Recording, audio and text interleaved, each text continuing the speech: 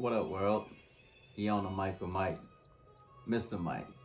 And this is Keep That Chair Spinning. Let's get it. All right, good people.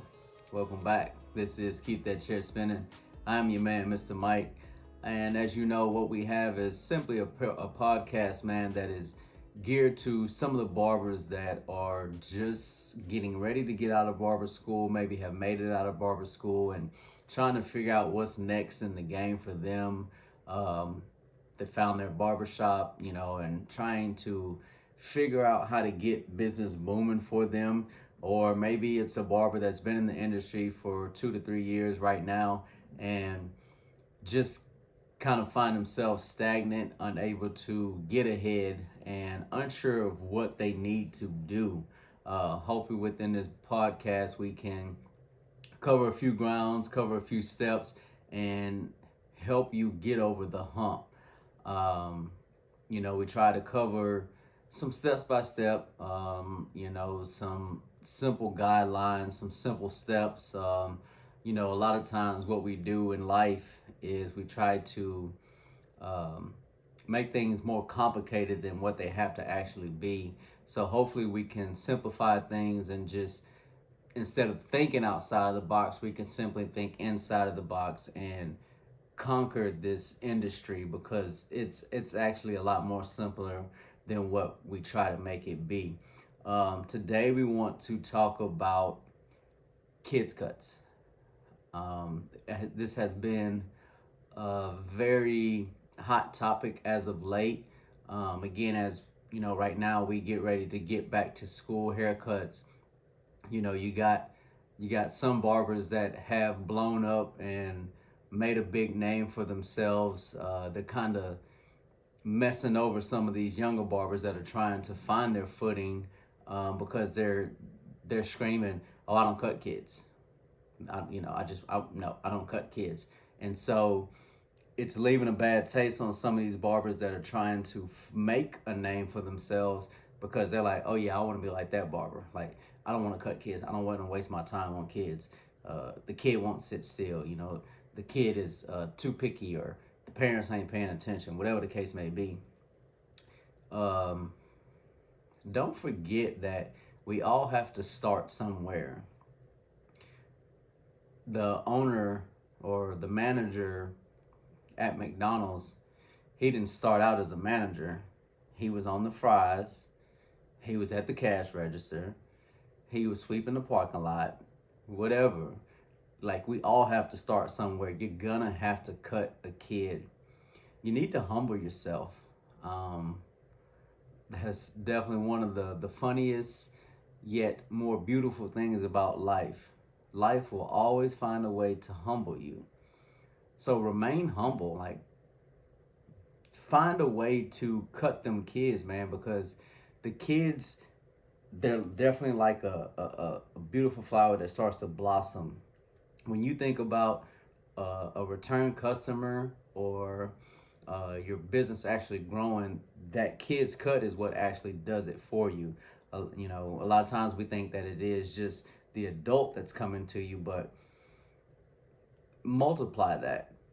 As I had stated last episode, talking about the back to school cuts, when these kids come in, most of these kids are on some form of sports team. You have to truly think that they're playing basketball that has 11 kids on it, football that has 17 to 18 kids on it, baseball that has 13 to 14 kids on it.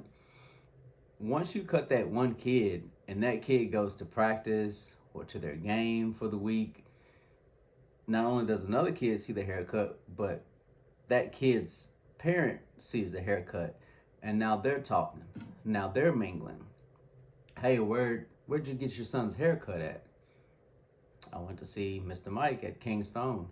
"Oh yeah, you got his information? Like, can I go? Can I go see him?" If you can just get 5 of those kids to come over, no matter what you're charging, if it's 15, if it's 20, if it's 25, whatever you're charging for the kids cut,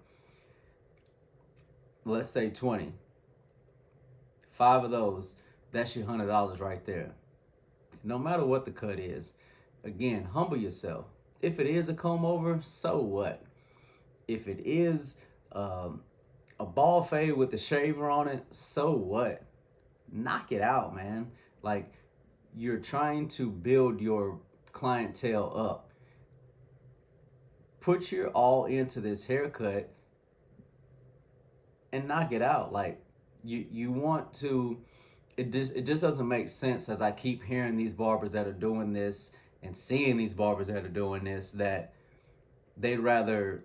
We're not back in barber school. We're not gonna run from a haircut. We're not gonna go hide in the restroom for 10 to 15 minutes when we see a kid walking in. Do you know how silly that makes you look? You're gonna go sit here and tell yourself that, oh, I'm busy, like I got somebody on the way, just to hide from a kid's cut, and then you're gonna end up waiting for another hour and a half for another walk-in. It doesn't make sense. Like, make it make sense. Cut that kid, because again, not only are you having the opportunity to bring in another kid to cut, the wife may be able to tell her husband, yeah, I got little Jacob's haircut over here at King's Throne. I like the atmosphere. The barber was very respectful. Um, they were, nice with the kid. They had patience. Honey, I think you should go see him too. Now you have your adult haircut that you were looking for. Now you got the father and the son. Now, instead of just cutting the kid, now you have two spots taken up because the dad will now start bringing the son. Make it make sense. It's very simple. It's not hard math at all. Um, but if you want to sit there on the sideline and be like, no, I'm too big for kids cuts. I don't have that time. I'm not gonna work too hard for just $20, or I'm not gonna work that hard for $25. So you'd rather not do any work for $0 as you watch the other barber beside you grind it out and cut 2-3 kids in a row, and you just sit down for a whole hour and a half. Make it make sense. Cut the kid, man. Humble yourself before you become humbled, and you sit down all day as these kids keep coming in and getting cut, and you ain't made not $1 to your name. It just really doesn't make sense. And I may lose quite a few of you right now, but one of the main things that I try to do behind this chair is I try to almost form a ministry with some of these youngsters. Me as well. Like, I was a troublemaker. I had a checkered past. Like, I was running the streets. I was doing a lot of bad things, but I always found time to get my hair cut. I say it all the time. I don't know if my barbers could have saved me, but who knows if my barbers would have asked me just the right questions, I may have opened up, or they may have been able to talk some sense into me. So what I try to do with a lot of the youth that sit in my chair, I try to talk to them. I try to see where their head are, where their head is. I try to see if they're making some of the same mistakes that I made. I'm definitely not trying to be anybody's dad or any father figure, but I mean, you just never know. Like, these kids, the youth is the future, man, and there's too many of these kids that are slipping through the cracks. Like, you might be able to reach out to the kid, man. Like, social media is a big influence right now. If your buzz is on the internet is already big, these kids, they'll latch on to you, so you can help them and guide them. Don't miss out on that opportunity to help someone out, man. Like, if it's schooling, the SATs or whatever type testing that gets them towards college, if it's somebody that's getting bullied at school, us as parents, we work so much that we can't pay attention to the kids as much as we truly should. That's just a known fact. So when you have that 20 to 30 minutes to put that kid in the chair, man, talk to them. See what they're going through. Because whatever you've been through in life, you'll probably be able to relate to them. And you might be able to help them get over some of the issues that they're having going on. The bullying or whatever, homework's too tough. Like, you never know what is going on with anybody that's in your chair until you talk to them. That's why I always try to make it a big deal to talk to every customer. Again, I'll speak to them. I'll ask them a couple questions. If I feel like they're too short with me, I'll shut it down. But some of these kids, man, they just want to be heard. Like, they want to feel like somebody cares about them. So just ask them, hey, man, what was your day like? How was recess? How was lunch? Do you have any homework? Do you have any plans this weekend? When's your birthday? What? My birthday's around the same time. Like, they just want to have that conversation, because a lot of times when we're just back and forth as your parent, you're chauffeuring them from one spot to the next, and you're telling them in the back seat to be quiet because I'm on the phone or this or that, and you're not really being able to give them that attention. So when you're in the barber chair, speak with them, make them laugh, like, let them be silly for a little bit. Have some patience, man. Like, these kids are just kids, man. Like, they need more people to look out for them, man. There's a lot going on in the world. And again, as I said, I may miss a lot of y'all with that, and that's okay, but it's not for everyone. But humble yourself, man, and be there for the children, man. These kids need somebody to lean on. These little boys need somebody to talk to. Us as men, a lot of times we don't know how to explain ourselves. We don't know how to express ourselves. Talk to the little man, pump him up. That haircut is definitely gonna make him feel good, just like an adult. Adult, when he gets his haircut, life, life instantly, it gives it to him. It's the same thing with that little kid, especially when mama's like, hey, look at little Jacob, now he's so cute. I mean, you're the one that's doing that for him. You're giving him that life by giving him an excellent haircut. Breathe into them children, man. Breathe into them kids. Talk to them. But seriously, man, like, humble yourself, cut the kids, and again, you end up building that rapport with them. I always try to give you that own personal experience. I have kids, or now grown men, that I've been cutting for 7 years. I've seen them from elementary, same thing, when they were being picked on or struggling with homework or having anxiety because a test was coming up.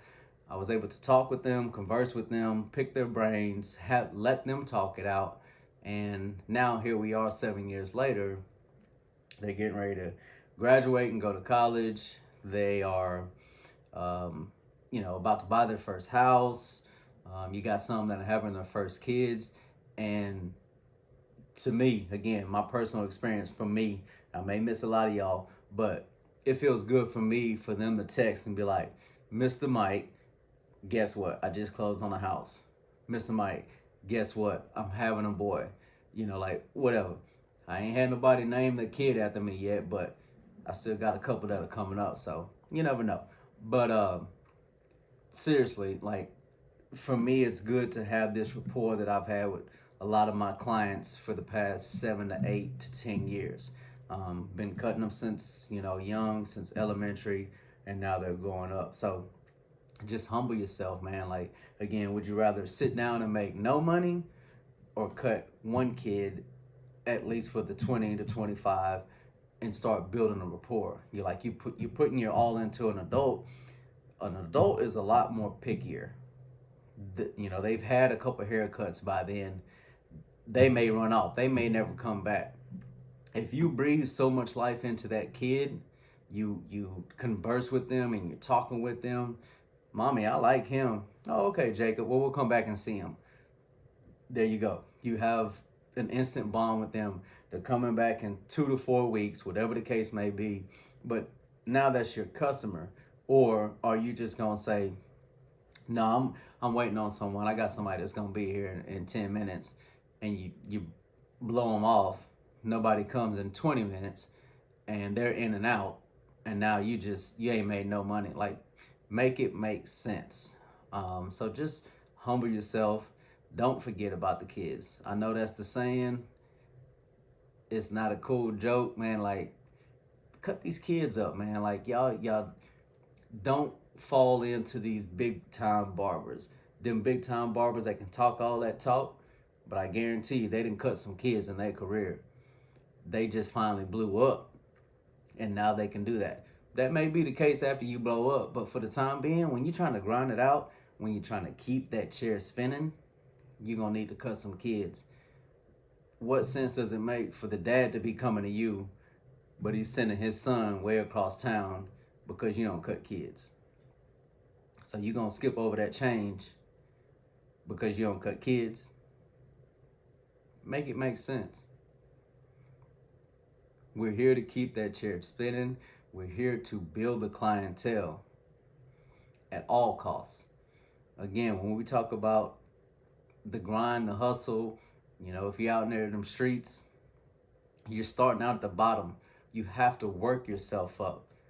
You can't work yourself up by skipping over haircuts. What are we here for? To cut hair. Don't get caught up in that nonsense, man. Go cut some hair, man.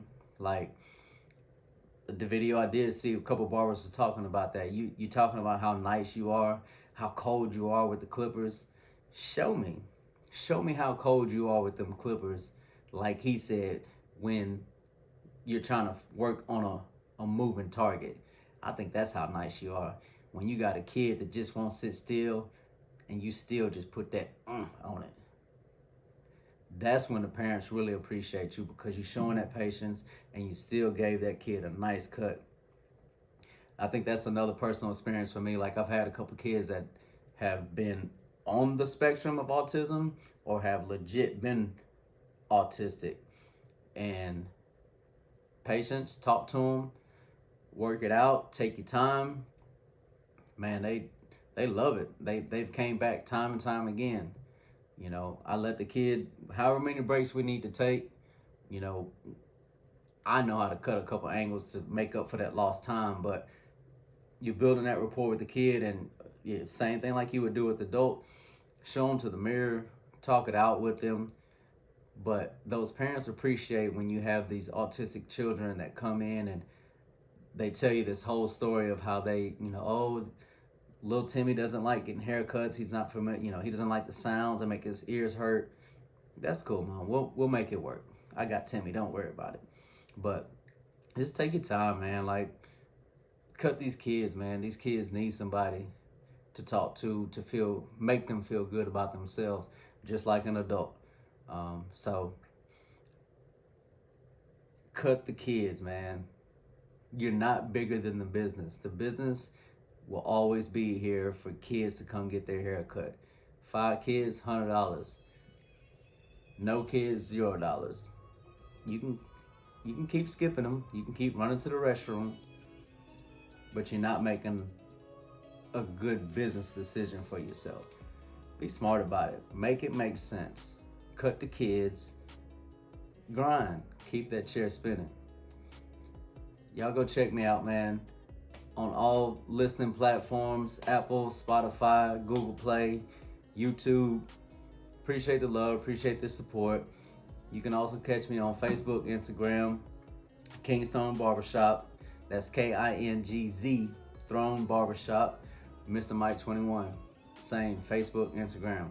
As always, appreciate your time. Y'all keep that chair spinning, people. 1.